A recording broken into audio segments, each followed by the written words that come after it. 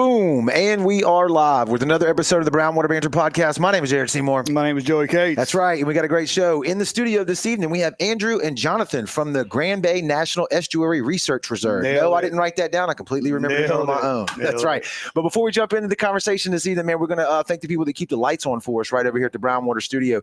Right out of the gate, Dr. Robbie Williams over at Southern Magnolia Smiles, man. If you're looking for a great local dentist, they are on Washington Avenue right there in Ocean Springs. 2024 is still the year to smile more. So get those pearly whites shining, book that consultation with them, and go hang out with them. Tell them Brown Water sent you. Give them a shout at 228-215-1202. If you find yourself in need of legal representation for any reason, Taylor & Cox Law Firm has been practicing law on the Mississippi Gulf Coast for over 30 years. This is our buddy Tyler right here. They specialize in felonies, misdemeanors, DUI, family law, divorce, child custody, you name it. If you want somebody that's going to fight tooth and nail for you, give Taylor & Cox Law Firm a shout. You can call them at 228-696-0111. And again, tell them Brown Water sent you. Our buddy Kendrick over at Forever Young Men and Women's Health. Check him out on Facebook, man. He was on a bunch of episodes ago.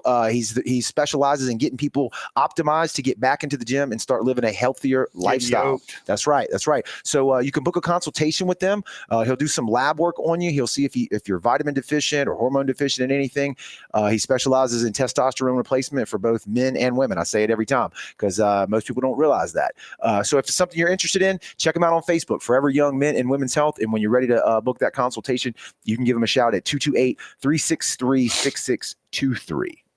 And I nailed it, Joey. You did it. One more time. I'm proud of you. Beat you. All right. So, gentlemen, now that we're through with that, first of all, thank y'all for stopping in this evening and hanging out with us in the studio. So I have legitimate questions here today because I am a little bit confused. So y'all fall underneath the umbrella of the Mississippi Department of Marine Resources. Is that correct? That's right. Okay. Yeah. Okay. So then explain first, if you could introduce yourself and what you do at the Grand Bay National Estuary Research Reserve. And then if you could explain how it falls underneath the umbrella of the DMR. Okay. So I'm Jonathan Pitchford. I'm the stewardship coordinator at the Grand Bay Research Reserve. And so we usually just say the NER. That's what we say for short. Okay. NER. So the NER. I'll just do that. Yeah, Thank that's you. a whole lot easier. We could have led with that. Yeah. I'm also an assistant extension professor at Mississippi State. That's still kind of new. I've been at the NER since 2016. And then I started with MSU in November of last year. Okay. So okay. I can elaborate on that, but why don't you go? So I'm Andrew Heaton. I'm one of the biologists at the NER. We all have just slightly different titles. So I'm a resource monitoring specialist. And I've been here for going on 6 years, and I do a lot of the research monitoring kind of side of things that deals with our savanna restoration work. So a lot of plants, birds, reptiles, amphibians, just monitoring, making sure we're restoring things correctly. Okay. Sweet. Okay. And then could you kind of break it down, like how y'all fall underneath? And again, like I said earlier, before we went live, the Grand Bay thing made me think that y'all are in, having not heard of you before, that y'all are in like Alabama or something. Yeah. Y'all are in Moss Point. They ain't far. Well, right. They're not far. We're right on the state line. Yeah. So like when we take a boat out, we leave from Bayou Heron boat launch. Okay. We go right down the state line basically. And then we stay on the Mississippi side doing our work. Okay. So we are right there. And so the Grand Bay Estuary is kind of considered, Grand Bay proper, Middle Bay, Pointe-a-Chien Bay. Those are like bodies of water. They're connected right there. Okay. Right. And then, so what is y'all's role? Like, what do you do as a part of the DMR? And we were talking a little bit before earlier as well about the different types of land that y'all do have underneath your jurisdiction, if that's the correct word. Yeah. So I guess I'll back up a little bit. So the research reserve system, so the National Estuarine Research Reserve system is around the country. Okay. So there's generally 70% of each reserve. There are 30 around the country. 70% of the funding comes from NOAA. Okay. And then 30% comes from a state partner. For us, that's DMR. And so that's kind of the administrative structure. Gotcha. Yeah. And then Mississippi State is just another partner, and we have 4 staff, I think, right now that are Mississippi State employees. Okay. So it's a smaller piece, but still involved. Okay. And so what would you say like your mission is? What do y'all do? What do y'all look at? What are y'all focused on? So we're co-located with a wildlife refuge, the Grand Bay Wildlife Refuge, and that's managed by the same folks that manage Sandhill Crane, so Fish and Wildlife Service. So I guess, we have with them about 32,000 acres there. Dang. There are some private lands within that, but a lot of it is state and federal and a little bit of county land. And so we take care of that place, and we're trying to transform it in some ways with some of our restoration work. So, Okay. yeah. Okay. In what way transform it? Are we looking at like wildlife populations? Are we looking at the flow of rivers, bayous, wetlands protection? What do you? Yeah, maybe transforms a too strong of a word, but we do have like a very active restoration program for the upland habitats where we're trying to reintroduce fire. And so that's one of the projects Andrew works on, doing the monitoring. So we are doing different things using mechanical tools to, thin the woody underbrush, cutting smaller slash pines, things like that to make it safer for putting fire on the ground. Mm-hmm. But then ultimately we want to put fire on the ground every 2 to 3 years. Right. And because that has a lot of benefits for a lot of things. Mm-hmm. So yeah, reduce some forest fires, right? Like that's a natural very fires. practical. Yeah. Well, we went. I've gone before. You never. Yeah. gone. No. This is all new yeah. to me. I went on a field trip, and you get off. What is that? Tillman. I mean, what's the exit you got to get off? 75. Franklin Creek. Franklin Creek. Franklin Creek, and it's like pulling it back, and it's literally in the middle of nowhere, and it's just pine trees. It's a beautiful place. You also got marsh. You got a big I guess you call it a walkway where you can walk over the marsh. Y'all do a lot of kayaking. Y'all do a lot of cast net and stuff like that too. So jump on that for us if you don't mind. Yeah, it's a beautiful place, and the cool thing is it does exist on that ecotone you were talking about. So we have everything from the actual like salt marsh estuary up to the upland like pine, oak forest, stuff like that. And like Jonathan was saying, fire has been really important to that, and fire was suppressed for so long that now we have much thicker canopied forests and much more densely wooded forests than we would want. So we're trying to open that all back up.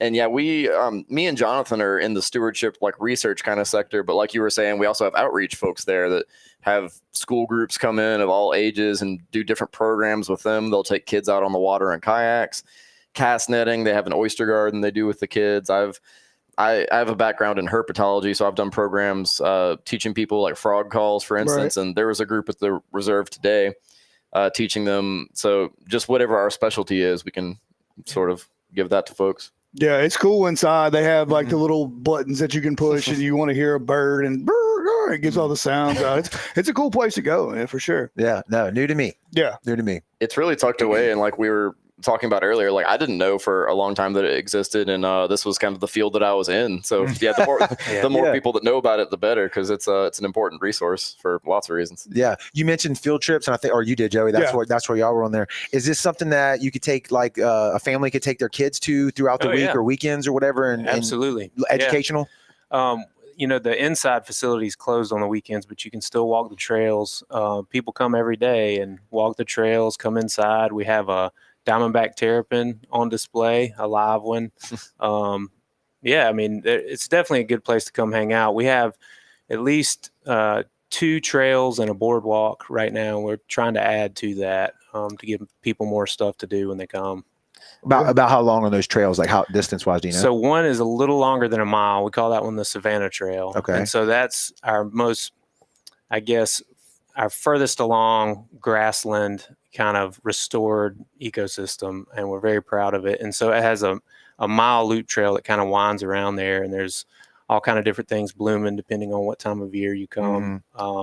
But yeah, that's our best trail, and it ties into a boardwalk that goes back to the building. Or you can go out to see Hawks Marsh at the end. And then we have another trail called the Oak Grove Birding Trail. It's about half a mile long. Okay.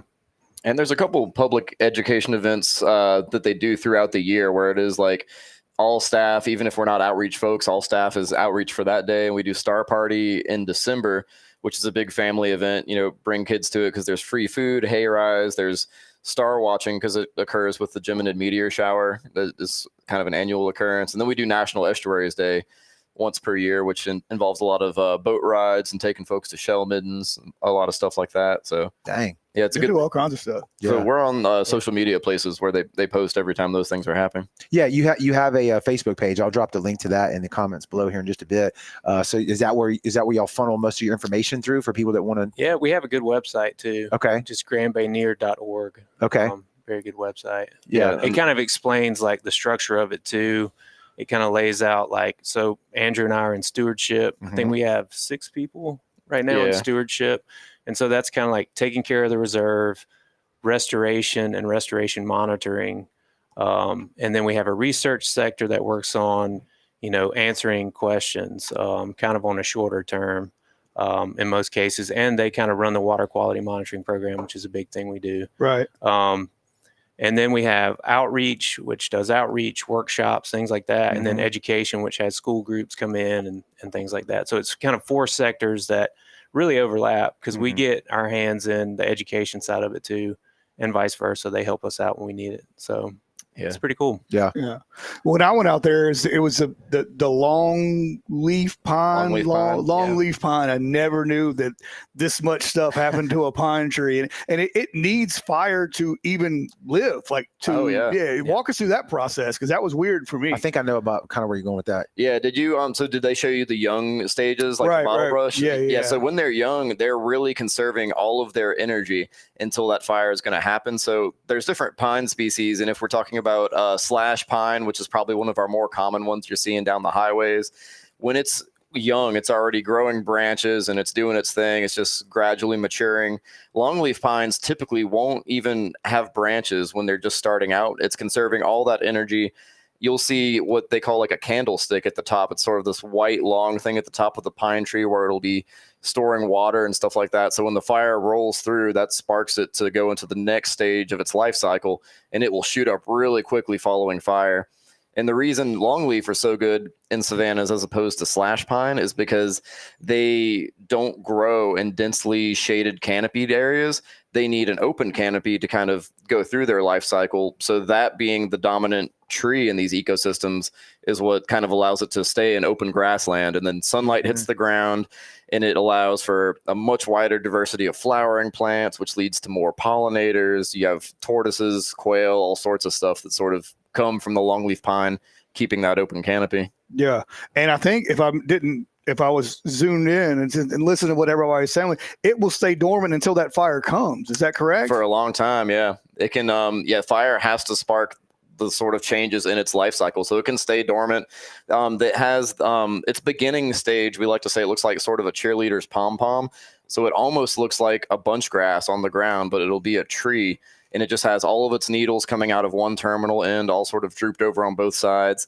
And it can stay like that for a while until fire sparks it to the next stage. It can stay like that for a bit until fire sparks it to the next stage. And then eventually it's mature. And we have some trees there that are, over 100 years old. Wow. Yeah, we have one that was hit by lightning right by the building. It's kind of a flat top longleaf pine. It looks weird.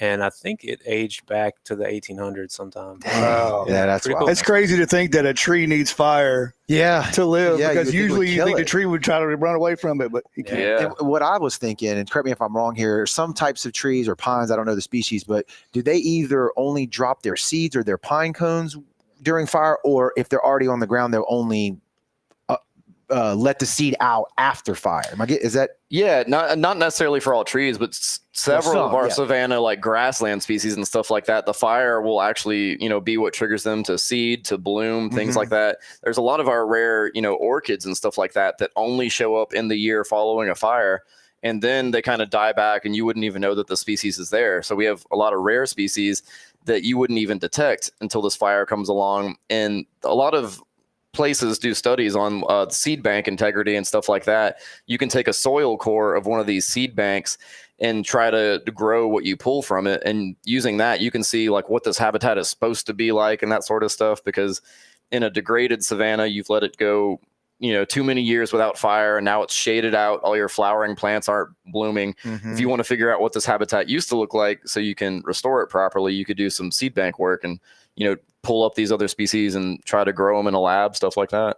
There's a lot of cool avenues you can take with it. Yeah. You think about the canopy, like that's really cool to see. Like when you go into a place where there is a heavy canopy, you can walk around because there's not hardly anything on the ground, right? It kills everything off, versus something where there's, like you're talking about, flowers everywhere and a lot of underbrush, right? Exactly. It's a lot harder to walk through in our densely forested plots, but we have, positive and negative controls in the research we do to monitor this restoration. And in our negative control sites, the ones that are degraded and like kind of poor quality, it might be thick to walk through, branches slapping us in the face, stuff like that. But when we get to our actual transect and the plot that we monitor, you might only find 10 species. Whereas in our savanna plots that are pristine and open and well maintained with fire, we have these things called cluel plots. They're 100 by 200 foot rectangle, and we can have about 120 species just within that little box. So the diversity is like very clearly influenced by that. Yeah, dang.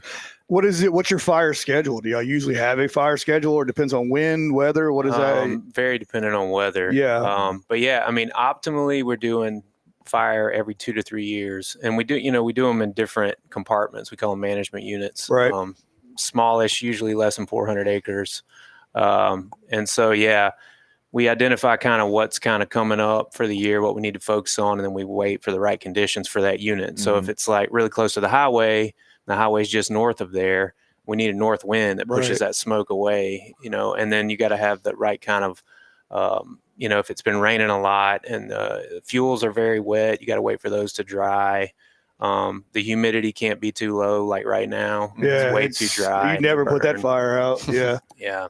So yeah, it's a waiting game, and Fish and Wildlife is involved in all of that stuff. So we do have fires that we boss. DMR will boss the fire because it's on state land, but they usually help us with the burn. Fish and Wildlife will, because you need a lot of heavy equipment to do fire, right. Because it's very marshy. It's very soft ground, and you kind of need tracked vehicles and stuff for these larger burn units. Or at least that's the way we do it. Are y'all cutting fire lines in prior to doing all that stuff? Yes. And I'm sure fire department's got to be on hand and everything. Not the fire department. Just the state and the federal personnel that have their credentials and understand fire are there. But yeah, if it gets out or something like that, sometimes you call in other folks to help, like the Forestry Commission or whatever. How much land y'all got up there? So, I mean, it's 32,000 acres. Like, is kind of the reserve is 18,000, a little more than that, and then the wildlife refuge and the reserve overlap. And so, if you add that land on, it's about 32,000 acres. Yeah, goes all the way up to the Escatawpa River. The wildlife refuge does, and then that's kind of one cool thing about it is that Andrew mentioned this, but we've got these upland habitats that we're trying to restore to grasslands. And then it transitions into estuary or salt marsh.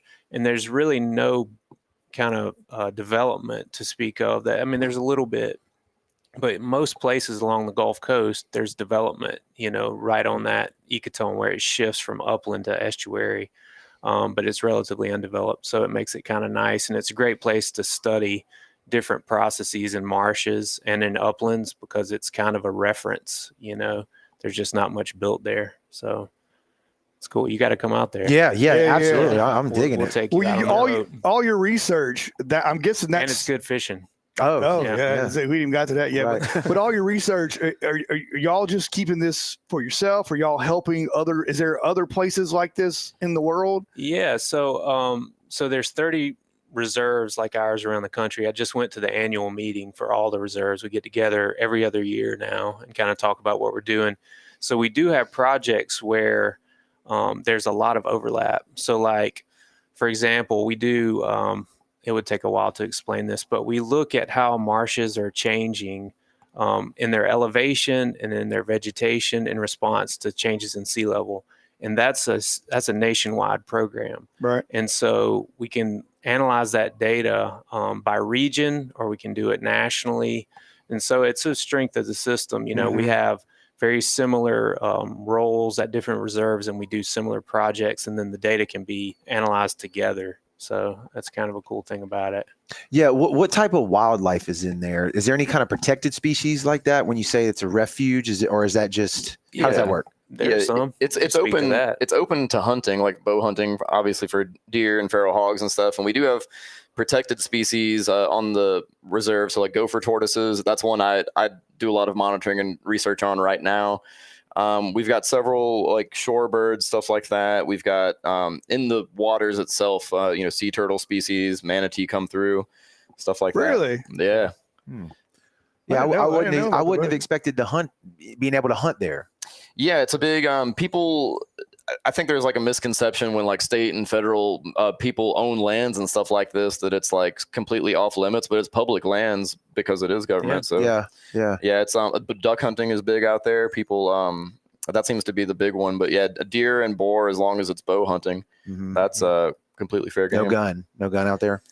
I think you can use a gun for a couple of things. Like I think squirrel hunting is now That's allowed fine. there. I think. Well, I can tell you one thing: if you're shooting a duck with a bow, you a bad dude. I can tell you that. Yeah, not that one. I think dove season. Yeah. You can hunt a little bit out there. We don't have a lot of that. It's mostly people bow hunting for deer. Okay. Yeah. And then feral hogs. Andrew mentioned that. That's Just a chronic nuisance. thing. I Yeah. mean, that's something we deal with a lot. Is invasive species of all kinds, but that's a particularly bad one. And we're trapping them right now. We have a trapping program for feral hogs. So, Okay. Yeah. What's the educational background for you guys? I think you mentioned biology. Is that correct? Like, can you walk us through the educational track that it takes before you take a job like what y'all guys are doing here? For sure. Yeah. I got my bachelor's degree at USM, and then later my master's at South Alabama. And in between that, after getting my bachelor's, I went on to be an intern at the Institute for Marine Mammal Studies. And then that led to me getting a full-time job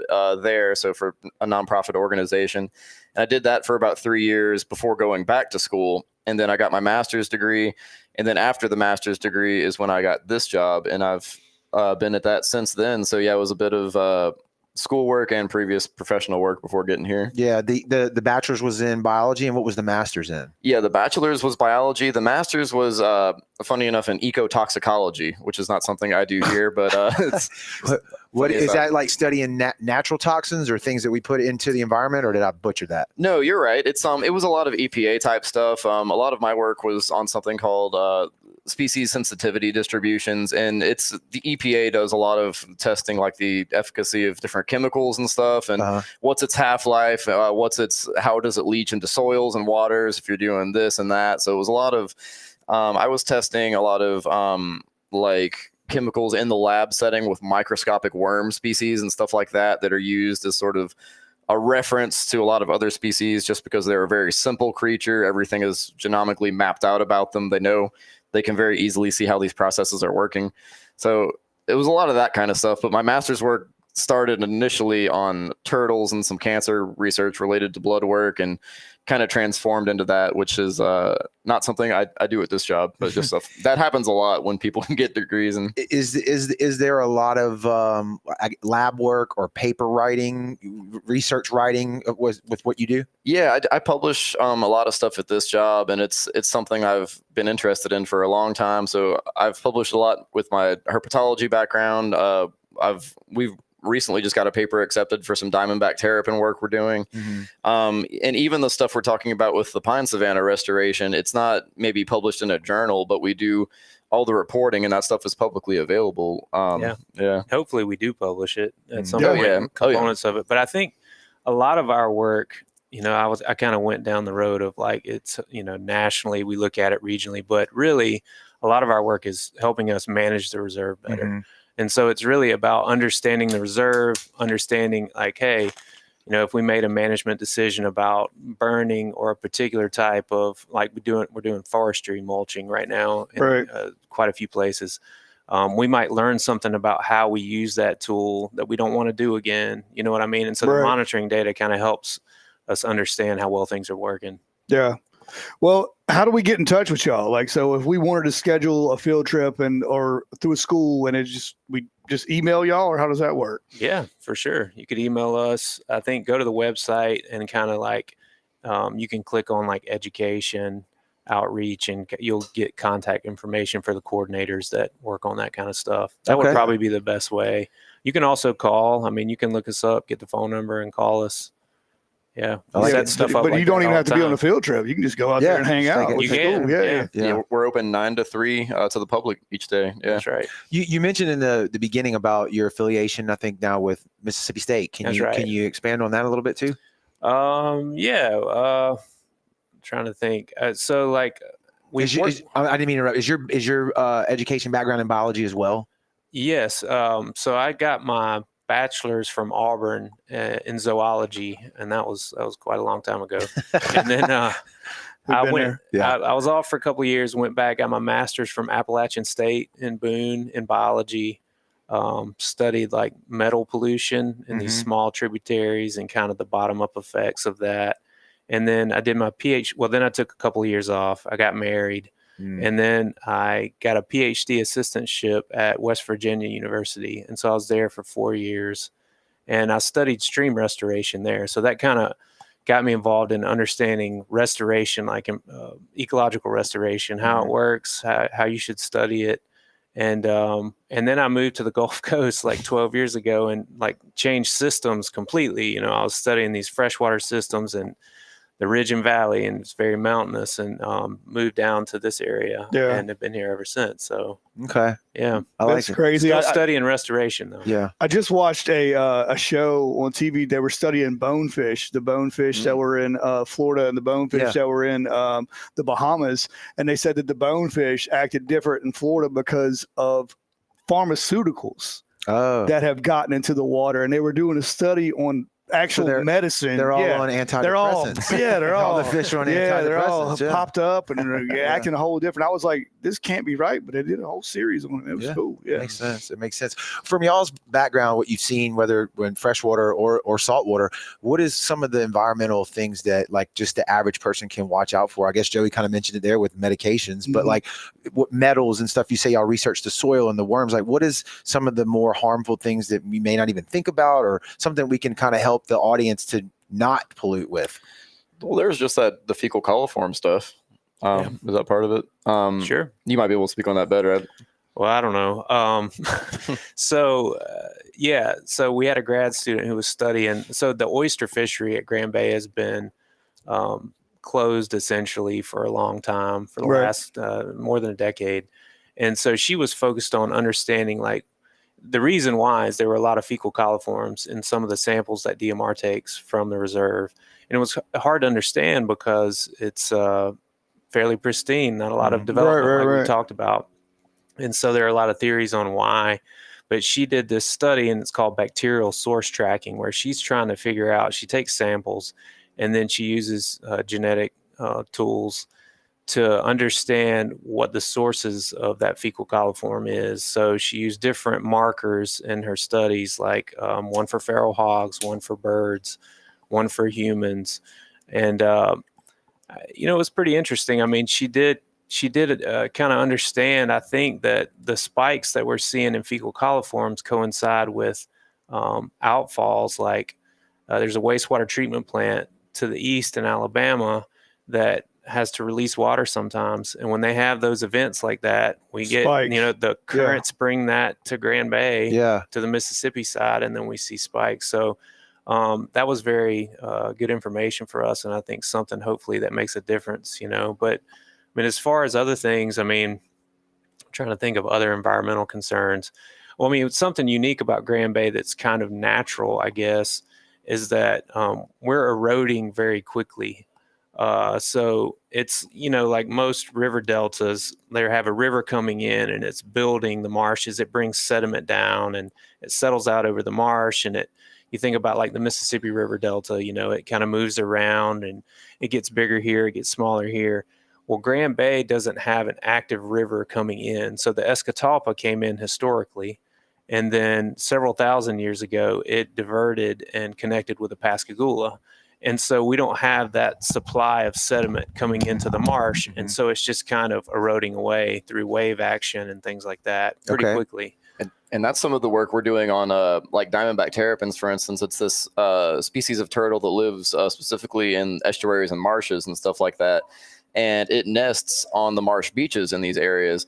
So we've been monitoring that for a while because, like he said, these shorelines are kind of eroding at a high rate or retreating inland. And we've seen a lot of, it was about 30% of the nesting habitat at this one location, disappear over a 10-year period. So there's some restoration work being talked about and looked at there, but we're monitoring the terrapin populations as that's going on. Yeah. Do you have to have like a balance between when y'all do your research and you're looking at all these different things? Like, is there you have to balance it out between what's naturally occurring and what we're doing when you talk about trying to keep something the way it was or the way it is? That's a big discussion, I think, too, because like this is a natural process, like Jonathan was saying. So yeah, I think to some degree it is. I think there are some things that have made it more rapid, like Highway 90 and the railway kind of. They cut off what flow would come from the Escatawpa to Grand Bay naturally, like during overbank events like floods, we would get some of that water, but now it impounds behind the road, and so we don't. And so there are things like that that have made it happen a little bit faster. But I think you do. I mean, it's an interesting question. I mean, how much do you intervene in these systems? And I struggle with it all the time, and I'm out there, and I love that place now. I'm very connected to it, and I used to think like, we should be very hands off at this place. But the more I'm there, the more I'm like, man, if we don't do something, like we're going to lose this place. Yeah. You know? I always wonder that when I hear anybody talk about conservation or not necessarily conservate. Well, yeah, but I mean like any animal populations or whatever. It's like, are they supposed to be going? Now, obviously, like when we've mentioned it on this show a bunch of times, but like shooting buffalo from a train back in the day and we just slaughtered all of them. Like, yeah, that was probably the humans that did that. I get that. But some of it is natural events that happen. And how do you guys, because y'all are in the trenches doing it, how do you balance that between what's natural, what should be happening, what should die off and whatnot? It's such a tricky discussion too, because like this is natural and you don't want to undo a natural process, and it's like, well, we're doing damage in other areas, so do you try to help undo this natural process to offset what we're doing elsewhere and stuff like that? And I don't really know what the right answer is. I think I'll represent something I think our director would talk about is that with the fire thing, for example, with that, we're restoring an ecological process that's missing from the landscape that we know happened here for thousands of years. Like fires were regularly happening and people weren't stopping them. And that's a process. That's an ecological disturbance that's natural. And we can put that back in place. Yeah, that makes sense. Yeah, right? Exactly. Like that makes total sense. But there are other areas where it's less clear. But one thing that's we've talked about some is doing something to allow some of that flood water and sediment and stuff to move like under the road, like some sort of bridge or something like that. We have talked about that because that would also be restoring a process. My last question, I don't know if you got anything else for him, but what's it like? You mentioned being connected to that place out there. What is it like to show up to work every day in that? Are y'all out in the field most of the time? How does that work? I'm out in the field a lot, and I mean, it's beautiful out there. We are very connected to it. Like I get kind of restless in office days. Like I need to go outside a little bit, I feel like.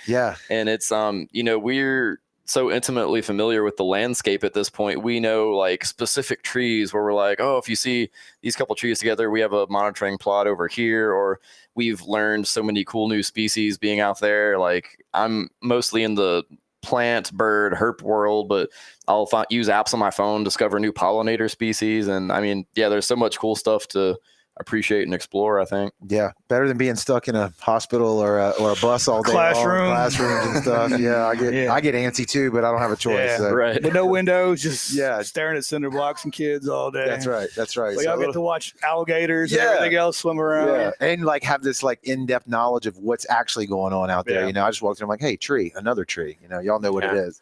I think I take it for granted sometimes, for sure. Because I mean, it's like Andrew said, it's a beautiful thing when you can come to work and you can do, I can work on a paper or a grant or something like that. And then my afternoon can be field work or vice versa, Yeah, it's cool. It's right there. So our office is on the reserve and it's easy to get to where we want to go from our office. So it is nice. And there are definitely times when I take it for granted, but I've been away a good bit in October, and I was back today, just traveling for work, and I was just glad to be there. It's beautiful. You go check it out if you've never been. It's cool. I'm thinking maybe like July, August. I'm typing more inside. You got it. And this time, these months, I might be out in the field a little bit more. Yes. The summer can be a little hot. But this time. Yeah, we actually roll back the field work a good bit in the summertime. I don't blame you, man. I'm not mad about that at all. Why even do it? And then a lot of our plant, our vegetation, our bird work, it happens during the cooler times of year. So that's nice. Now is the time. Exactly. Yeah. You got full restrooms and all this stuff. So when we come out here, you got the full shebang, right? You're not going off the grid. Right. Yeah, we do. The building is really nice, and it's pretty new, all things considered, because the reserve is not very old. It's just over 20 years old, or it was 1999, I guess 25 years old. Yeah. And when it started, it was just a trailer out there in a parking lot. And Yep. But now it's a nice, big facility. We got showers for staff getting dirty in the field work. We've got, classrooms for the public. We've got an interpretive center, the trails and everything. Yeah, restrooms. We've got Toby, our terrapin, our little mascot up front. Is there a cost associated with it if a family just wants to come out and visit? All free. Okay, cool. Yeah, all Cool. free. Even the education programs. I mean, we do those for free. So if you want to bring a group of students out there, I don't know, you can study our computers or something. That'd be cool. Yeah, we can do that. We have a lot of computers. One thing I wanted to mention, like Andrew said something that made me think about it. So it was established in 1999, but one of the guys that had the most to do with the reserve being put where it was, his family was from that area. His name is Clyde Brown. He's still alive. He's in his 90s now, and he calls and even comes out and visits. And I've gone to visit him. We talk fairly regularly, and he was out there, hunting, fishing that land, oystering, all that stuff as a young person. Right. Man, we need growing to have up. him on the show. That'd be cool. He would That would be be great to be Yeah. on here. If you mention it to him and he's down, you let us know. Okay. We would love I will that. ask him. Yeah. I feel like, and he knows so much. He knows all these different people, and his mind is still super sharp. Mhm. So Right. he'd be entertaining. Yeah, we had Sweet. one of the guys help me out that was born on Deer Island. Alvin Okay. Baker. Baker, but yeah, that he was born in. He's 82, 3 somewhere in that Yeah. area when we had him on just a few Wow. months, less than a year ago. And Lived lived out out in there, Deer born out Island. there, and That's he was amazing. telling us stuff. It was Pretty just cool like, stuff. Yeah, it's pretty cool. So- Yeah. But guys, thank y'all so much for stopping by this evening. What a great conversation. Yeah, it was killer. Yeah. I dropped a link in the comments below for people on Facebook and YouTube, so you can click that, go to their Facebook page, shoot them a message. I'm sure find out all the information. Go to the website as well, and take your family out there, man. Like I said, free to the public, and get in nature right now. This is October as we record this. It's the It's the time to be outside. best month in Mississippi. That's Oh, right. yeah. That's right. You don't get a lot of this down here, so go check it out. But thanks again for everybody tuning in on the lives, the restreams, the